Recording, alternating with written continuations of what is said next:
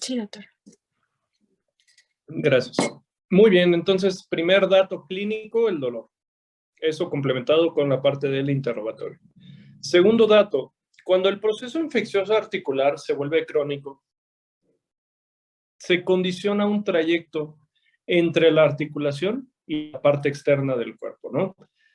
Que comunica esa zona con el medio ambiente. Esto se llama fístula. Es un canal por medio del cual va a tener un drenaje de todo ese exudado purulento que se generó dentro de la articulación. Y generalmente esto ya involucra que el proceso tiene días. Esto generalmente se da en pacientes que, pues, quizá pasan desapercibido este proceso infeccioso. Y la segunda es de que puedan tener alguna enfermedad inmunológica que los inmunodeprima, como diabetes, como VIH-Sida, etcétera. Muy bien. Otra de las formas de diagnosticar este tipo de problemas son los reactantes de fase aguda. Todos los pacientes que ingresan con una sospecha de un proceso infeccioso versus inflamatorio o inmunológico tienen que tener estos dos elementos, la BCG y la PCR. Ventajas de estos dos elementos: son rápidos, se toman al momento, en media hora a una hora máximo te lo están reportando y te dicen si hay o no hay un proceso inflamatorio.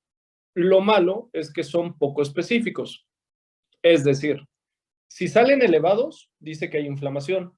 El problema es que no te dicen qué tipo de inflamación tiene.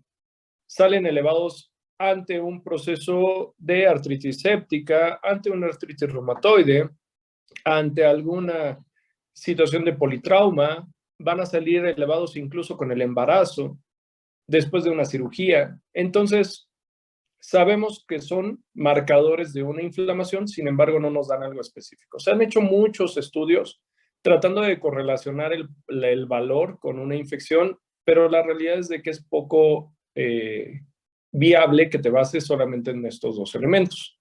Sin embargo, se les ha visto más utilidad para el seguimiento. Es decir, tú inicias ya el tratamiento de una infección de rodilla y vas a tomar este tipo de elementos de manera seriada para verificar que sí vaya disminuyendo y que vaya siendo efectivo el tratamiento que le das.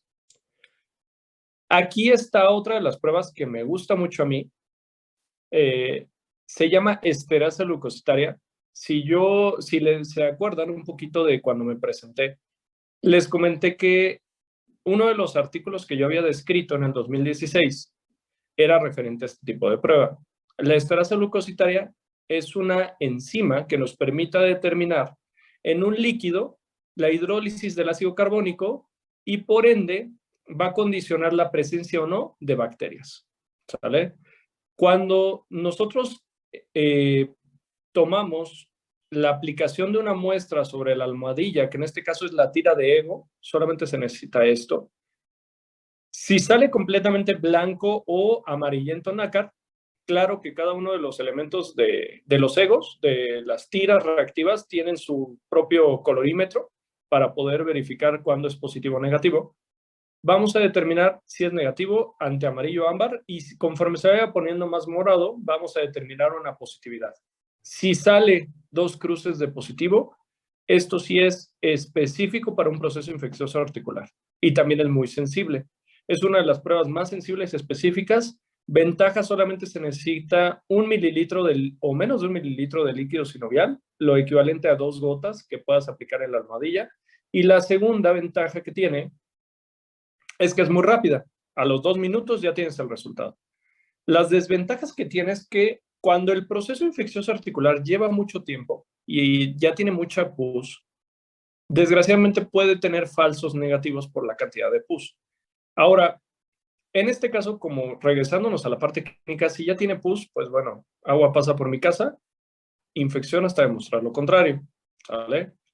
Pero otra de las características que también se puede afectar es la técnica. No todas las personas saben funcionar articulaciones, principalmente las que están un poco más profundas, como cadera, etc. Y la tercera, perdón, es cuando llegas a puncionar y le das a un vaso sanguíneo y esta muestra te sale un poquito hemática, también puede generar falsos negativos. Ante este tipo de problemas se han desarrollado diversas técnicas en el cual se sugiere centrifugar 1 minuto la muestra y posteriormente de eso ya se analiza y suele salir positiva sin disminuir la sensibilidad y la especificidad. Si a ustedes les preguntan en el examen nacional de residencia o en cualquier examen, ¿cuál es el estudio más sensible para determinar infección articular? Es la punción de articulación con citología y citoquímica del líquido sinovial. ¿Sale? Y si les preguntan cuál es el más específico, ustedes van a decir el cultivo. ¿Sale? Ojo, el líquido sinovial, cuando nosotros lo tomamos, muchas veces nos puede dar mucha información dependiendo la cantidad de células que se encuentren. Aquí les pongo una tabla muy buena en la cual te orienta sobre qué tipo de patología puede tener.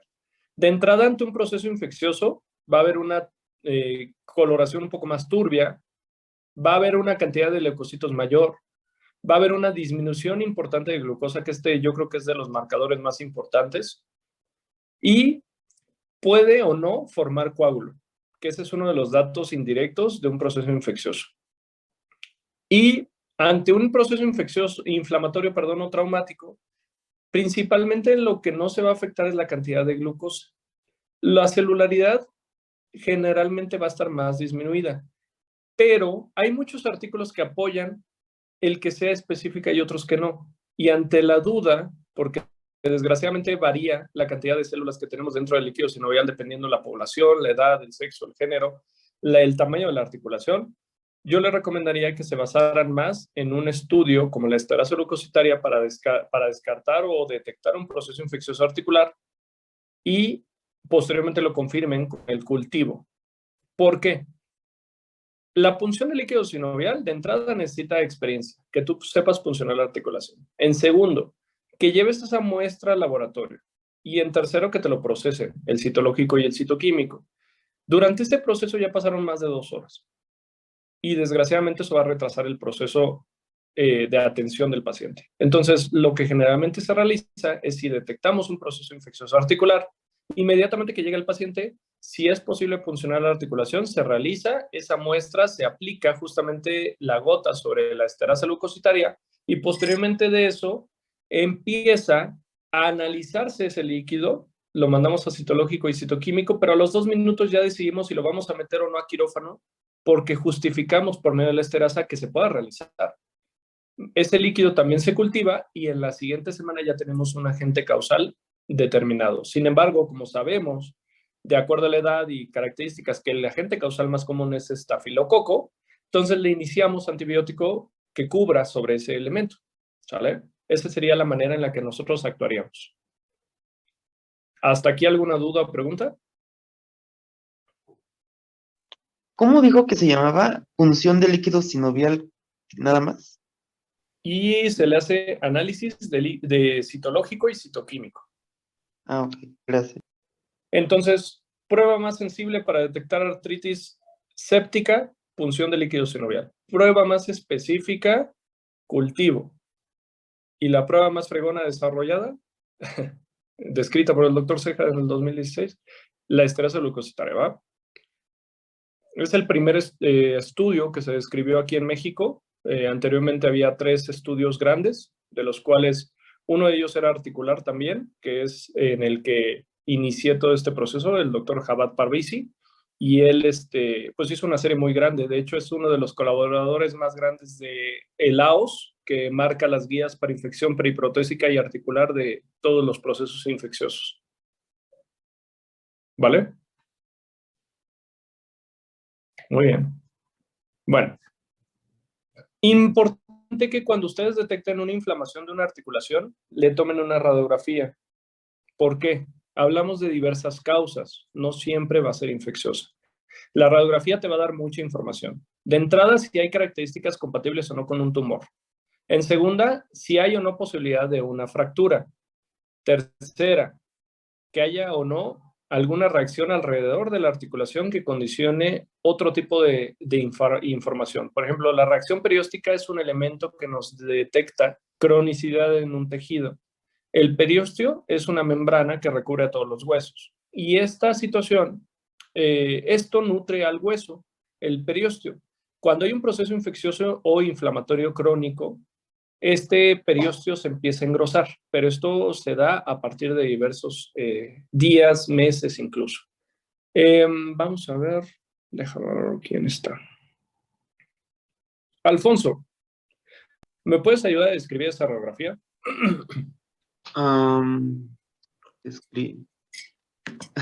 O sea, lo que veo. Sí, claro.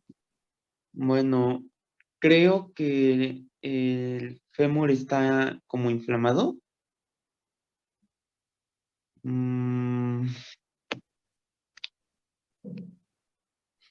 Eh, Vaya, vaya, ¿no? sí, pues Ok. yo lo veo normal en sí. Ok. ¿Alguien quiere dar alguna descripción de esto? Ya se las mandé al grupo para salirme un poquito de esto y verle la cara. Barba. La luz. ¿A qué te refieres con la luz articular?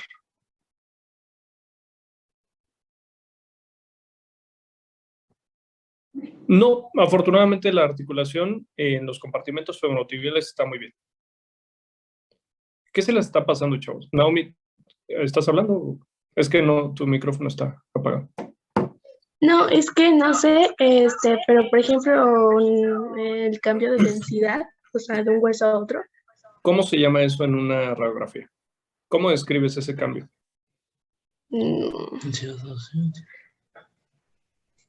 Ay, no le mentiría, Te pongo un honestamente. ejemplo. En tomografía es densidades, efectivamente, es más hiperdenso o más hipodenso.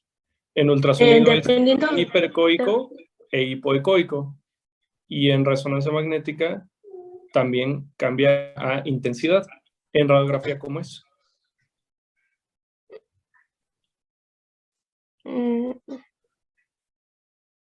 Hablas de radiolucidez o radiopacidad, ¿vale? Ok, gracias. Si una zona es más blanca, ¿qué es? ¿Radiolúcido o radiopaco, Miguel? ¿Radiolúcido? Hugo, ¿estás de acuerdo? Sí, ¿no? ¿Por qué? Por un punto menos a Miguel y un punto más a Hugo. ¿Estás de acuerdo, sí o no?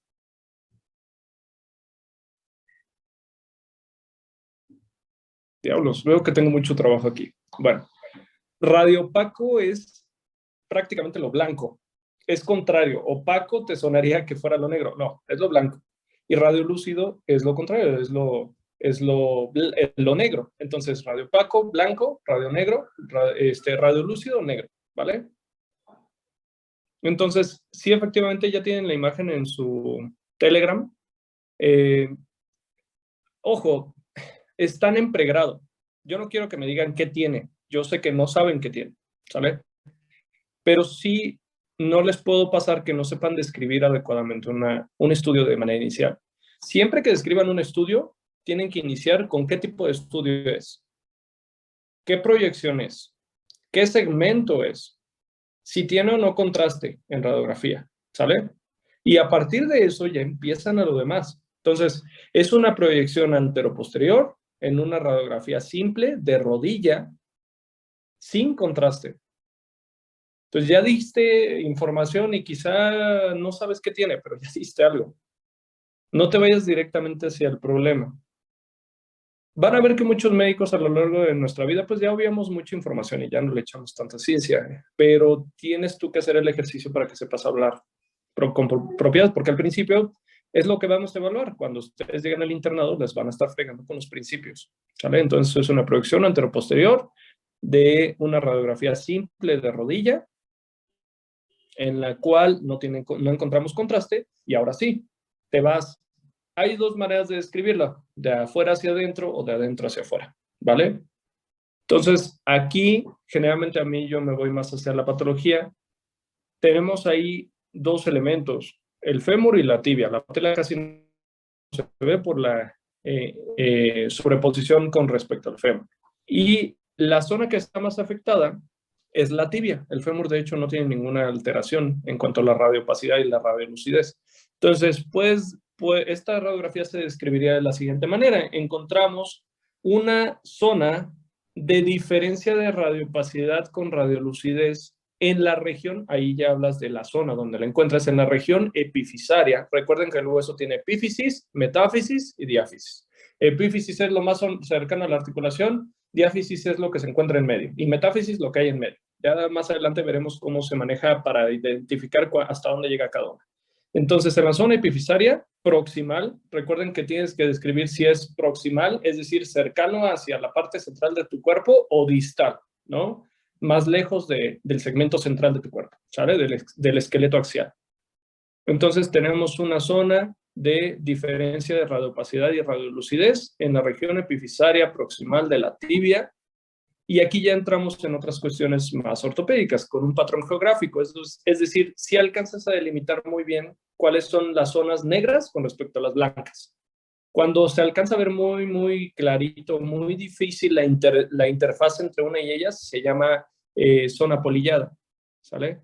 Y aquí ya puedes empezar a describir otras características de este tipo de lesión. Si está central al canal medular o está periférico, si invade la cortical o no, si tiene algún proceso perióstico, etcétera, ¿no? Pero bueno, lo básico, que es lo que quiero que se queden, es proyección, estudio, segmento, contraste o no, y localización de la lesión probable que estás viendo.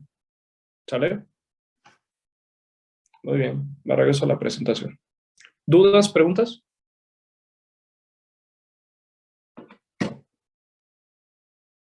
¿No? No. Sale. Entonces, aquí prácticamente estamos viendo una lesión tumoral, pero se puede confundir con una situación infecciosa. Así, esta es la imagen también característica de una probable osteomielitis. Entonces, es muy importante que con las demás pruebas lo complementemos para saber qué es lo que está pasando. Y bueno, otro de los puntos importantes que habíamos hablado ya anteriormente es la parte del cultivo, el conteo de células, pero el cultivo, ojo, a veces, desgraciadamente, en el hospital tenemos tanto trabajo que puede haber falsos negativos. Y esto tiene que ver por muchas situaciones. Uno, el paciente ya inició antibiótico por una u otra razón. Fue antes al médico, le inició antibiótico y se esperó 2 o 3 días. Después de eso fue con nosotros a urgencias, detectamos que era una probable artritis séptica y hasta ahí se tomó el cultivo y desgraciadamente sale negativo. El que salga negativo no necesariamente implica que no haya una infección. Puede ser ese uno de los 3 errores que puede condicionar que salga negativo. El segundo, exceso de pus. Recuerden que la pus, a fin de cuentas, es un lisado bacteriano de la respuesta polimorfonuclear y de la reacción antígeno-anticuerpo que se genera a nivel de la infección. Entonces, exceso de pus también puede condicionar que no haya una proliferación bacteriana. Y la tercera corresponde a la toma. A mí me pasaba mucho cuando estaba en la residencia que a veces entraba a una cirugía a las 3 de la tarde. Tomábamos cultivo. ¿Sabes qué? Llévalo al laboratorio, pero córrele porque ya están preparando la otra sala. Y no te daba tiempo porque tenías que hacer la nota y tenías que hacer todos los demás documentos del paciente que acababa de operar y ya estaban bloqueando al otro paciente. Entonces, esto está mal, yo lo sé. Metíamos el cultivo en nuestra bolsa o lo metíamos en el locker y nos seguíamos con la segunda cirugía. Y a veces eran 2, 3, 4, 5 cirugías. Entonces el cultivo se quedaba en tu locker o en tu bolsa aproximadamente 5 horas. Y ese era el problema, que desgraciadamente se alteraba la toma y por ende no salía un cultivo real o salía polimicrobiota y eso no necesariamente era derivado de que la infección tenía múltiples bacterias. Esa puede ser la primera. La segunda es derivado de la parte del laboratorio. El laboratorio pueda o no tener gente preparada que siembre las bacterias o el cultivo en medios que no desarrollan este proceso. Entonces, siempre es importante poner el diagnóstico, sospecha diagnóstica y el segmento para que ellos sepan de dónde vino ese cultivo. No es lo mismo que venga de útero, que venga de rodilla, que venga de intestino, porque la agente causal es más probable que sea de una u otra razón y por ende crecen en medios de cultivo diferentes, ¿salen? Entonces, examen nacional de residencia, el cultivo es el método o el gold estándar por ser el más específico para identificar un proceso séptico en una articulación. Y bueno, Esta es una clasificación que nosotros utilizamos en quirófano y eso ya va más dirigido hacia el biofilm. No es necesario que ustedes la sepan, la coloco nada más como medio informativo. Ahora, ya que detectamos una probable artritis séptica, vamos a pasar a el tratamiento. El punto más importante es iniciar antibiótico de manera precoz, siempre y cuando ya se hayan tomado las muestras para poder determinar un cultivo real. Sin embargo, a veces es necesario llegar a un proceso quirúrgico. La artritis séptica por sí sola no va a erradicarse por las características anatomohistológicas de la articulación, solamente con antibiótico. Entonces, tenemos que estar conscientes que en algún momento determinado va a pasar a cirugía. Y esta cirugía, el objetivo tiene eliminar de manera radical la infección y corregir de manera inmediata el espacio muerto que se empieza a formar. Evidentemente, esto conlleva diversos procesos en los cuales nosotros vamos a realizar un desbridamiento y ciertas características para quitar el tejido que puede estar afectado. Recordemos que las bacterias puedan en algún momento desarrollar biofilm. Una vez que se desarrolla el biofilm, los pocos antibióticos que llegan a penetrar en este segmento es la rifampicina y el linezolid. Si tú le das beta-lactámicos, aminoglucósidos y algunas quinolonas, desgraciadamente no van a poder pasar, ¿sale? Aquí están unos esquemas básicos que podemos utilizar dependiendo cuál es la infección, pero si se dan cuenta, todos cubren contra gram positivos por el estafilococo dorado como primera elección y como alternativa generalmente utilizamos vancomicina o clindamicina para las personas que son alérgicas, ¿sale? Este doctor es Joseph Treta, en algún momento él fue filósofo, ingeniero, médico, cirujano, le hacía de todo el cuate. Este compadre comentó algo muy importante en uno de los libros que él describe como Anatomía del Cuerpo Humano, que hablaba de todo y de nada a la vez. Menciona él que la administración de antibióticos sistemáticamente no va a ser capaz por sí sola de esterilizar los tejidos. Estos ya van a estar desprovistos de circulación y por ende no van a tener capacidad de repararse. Por ello, tanto la pus como el tejido necrótico deben ser eliminados del modo más radical posible. ¿Qué quiere decir? Háblale al cirujano. Es lo único que quiere decir de manera bonita. Háblale al ortopedista, ¿sale? Una vez que se desarrolla el desbridamiento quirúrgico, generalmente nosotros llevamos la antibioticoterapia hasta por 6 semanas. La tasa de éxito suele ser variable, pero si el paciente, sumado al proceso infeccioso, tiene el antecedente de una cirugía o un elemento protésico o de osteosíntesis en la articulación, el riesgo de que esa infección prevalezca y que no se erradique es muy alto. Por ende, tenemos que actuar de manera inmediata. Ahora, muy importante que cuando nosotros abramos los tejidos, es preferible hacer un desbridamiento muy rápido, muy severo, muy grande, y ser muy agresivo con los tejidos blandos, a dejar la posibilidad de que se desarrolle un nuevo proceso infeccioso.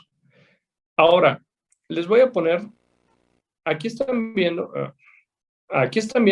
un procedimiento convencional. Se abre la articulación, se drena y se empiezan a quitar todos los componentes, en este caso fue una prótesis, y se limpia todos los tejidos lo más posible. Sin embargo, en medio particular nosotros utilizamos algo que se llama artroscopía. La artroscopía es un método mínimo invasivo. Por medio de diversos instrumentos realizas una exploración tanto diagnóstica como terapéutica de una articulación. Esto mediante portales específicos que te permiten en zonas de seguridad llegar hacia la articulación y poder evaluarla y realizar el tratamiento. En este caso, un lavado agresivo y, por ende, también un proceso de limpieza articular. ¿Sale? Esto lo hacemos en medicina privada. Desgraciadamente, en el instituto público no siempre tenemos la artroscopia a la mano. Y no te vas a esperar hasta que tengas esto nada más para que le queden 2 orificios de menos de 5 milímetros. Entonces, ante la sospecha de una articulación, realizar la apertura completamente de esta situación, ¿vale? ¿Tienen alguna duda, pregunta hasta aquí sobre lo que platicamos? No, doctor. ¿Todo bien? Sí. Vale. Ok. Ahorita en fractura expuesta vamos a ahondar un poquito más sobre criterios de viabilidad de tejidos y demás. Esta es una manera de exponer un poquito más de información, concisa, no más de 7 líneas por exposición, pocas imágenes a lo mejor, o no tan animadas, Si se fijan, pues hay pocos videos. Y poco a poquito voy a ir agregando otro tipo de dinámica en cuanto a la forma de exponer. No cambian tanto, pero sí en cuanto al contenido. Generalmente ya ustedes van a ir identificando con cuál se queda, ¿vale? Vámonos con fragmentos expuestos. ¿Hasta qué hora tienen, por cierto?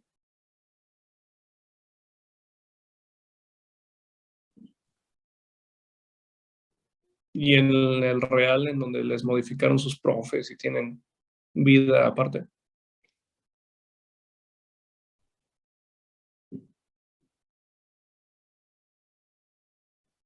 Bueno, el día de hoy vamos a tratar de terminar fracciones expuestas y mañana, el día lunes veríamos lo siguiente, que sería rhabdomiólisis y síndrome compartimental, y empezaríamos posiblemente lesiones medulares. Necesito que estudien, chavos, ¿eh? Ya saben qué temas vienen, ya tienen, todavía no tienen el temario, pero lo vimos, se los voy a mandar y sí necesito que lo vayan preparando, ¿va? Muy bien.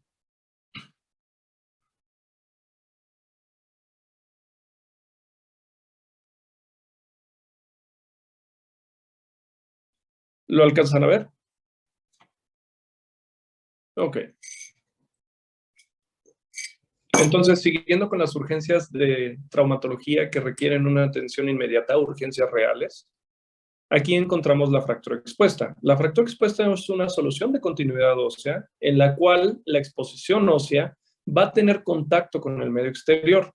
Por sí sola, la lesión de partes blandas y la lesión de todos los tejidos está afectada. Sin embargo, el riesgo aquí no es tanto de la exposición, salvo en estadios más severos, sino el riesgo de infección. Entonces, eso es lo más importante regresando al primer tema. La fractura expuesta tiene diversas características que nosotros tenemos que tomar en cuenta. Aquí estamos viendo una radiografía. Vamos a iniciar con la descripción. No seas malita. Rubí, ¿me puedes apoyar? Adelante.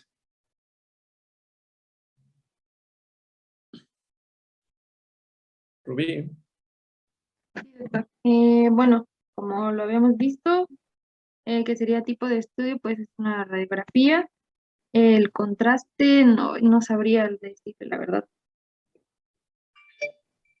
Ok. Localización sería igual de la parte de la rodilla, bueno, debajo de la rodilla, que es la tibia y el peroné. ¿Cómo se llama esa zona en el organismo? ¿Qué Eh, segmento? ¿Segmento de la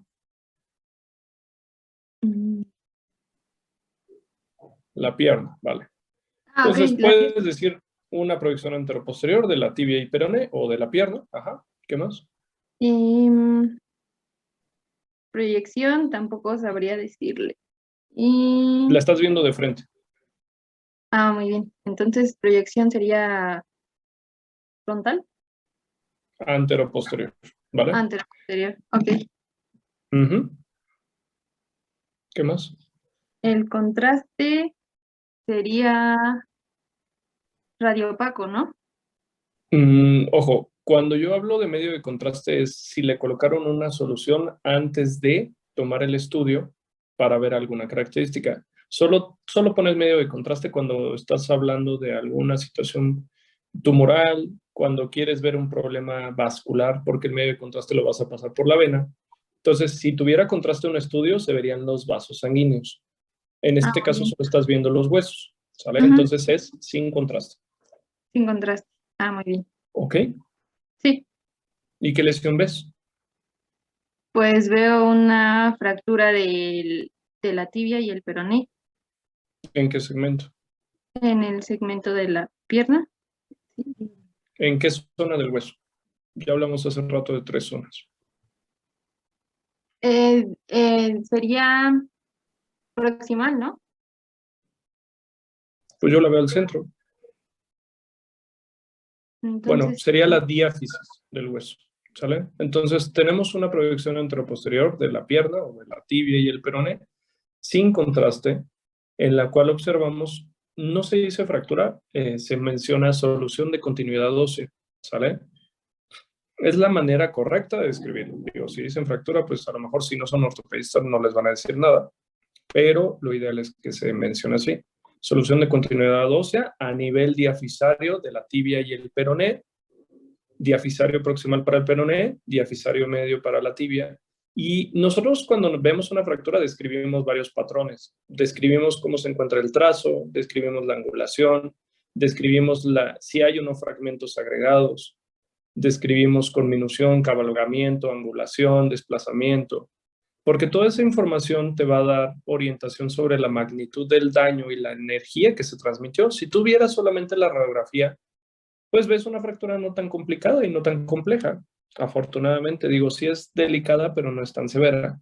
Pero si tú ves la foto clínica, te das cuenta que es una lesión muy severa, porque hay una exposición ósea, porque hay una contaminación macroscópica evidente, porque hay aplastamiento, denudación y posiblemente hay una pérdida de la vascularización de los tejidos.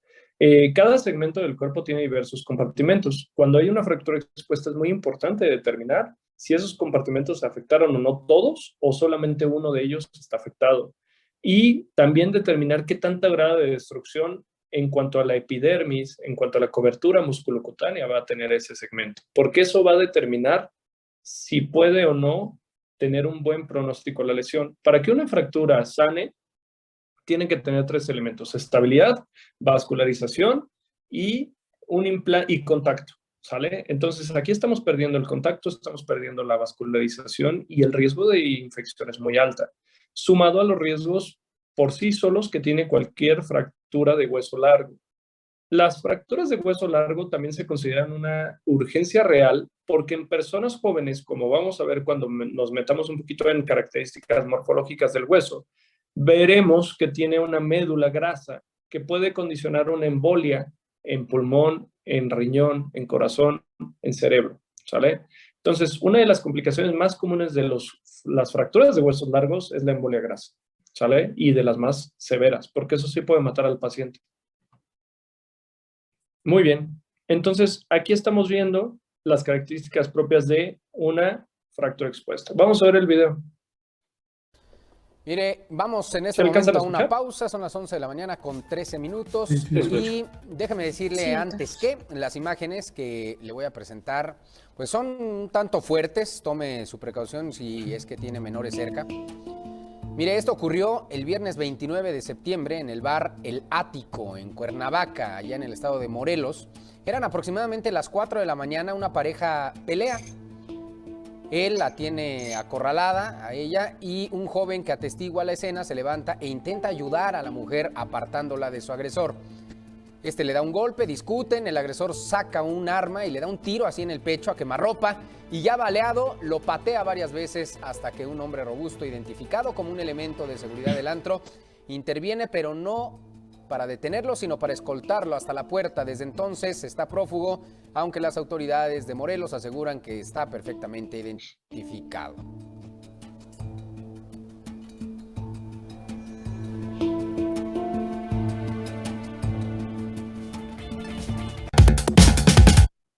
Muy bien. Entonces, ¿qué enseñanzas les deja este video?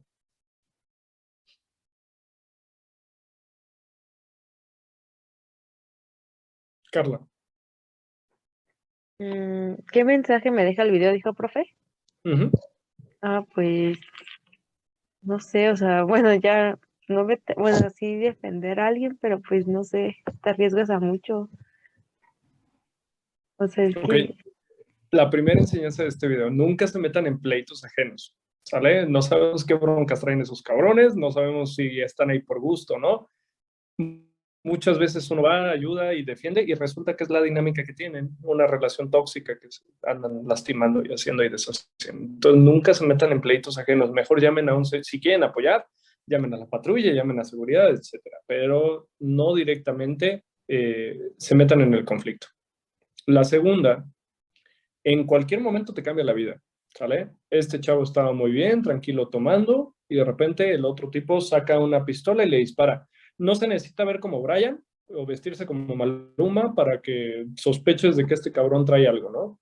Muy importante esa parte. Cualquier persona actualmente puede generarte un daño irreparable, irreversible y te cambia la vida en un momento, ¿sale? Y la tercera, que tiene que ver más con la parte ortopédica, es que las fracturas expuestas pueden condicionar daño dependiendo cómo se originaron. No es lo mismo una persona que va en un carro a alta velocidad y se estrella, y eso le condiciona una fractura expuesta a una fractura expuesta condicionada por un arma de fuego, ¿sale? Vamos a regresar un poquito a la presentación.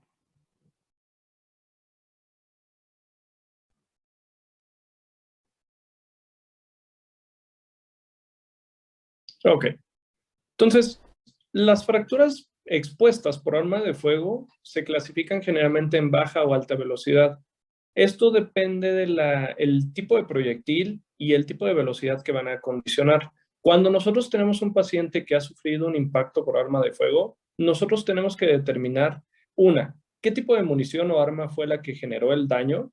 ¿A qué voy con esto? Las armas que tienen un calibre muy bajo, generalmente las balas rebotan en los tejidos óseos. Entonces, cuando una pistola, a lo mejor de 45, ingresa a la cavidad torácica, empieza a rebotar sobre los arcos costales y eso puede condicionar mayor daño.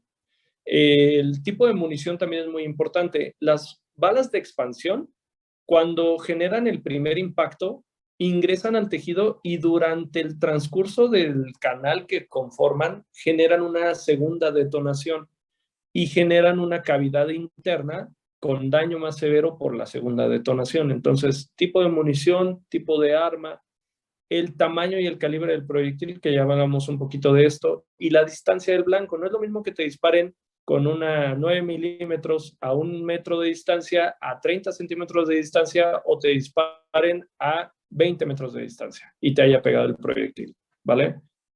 Los proyectiles de arma de fuego generan lesión por diferentes mecanismos. El primer mecanismo de lesión que generan es al impactar.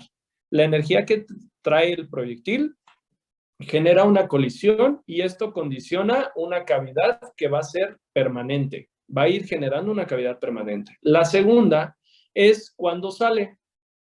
Una vez de que sale, todo ese trayecto que generó la cavidad permanente va a generar una onda de choque que va a condicionar una cavidad transitoria.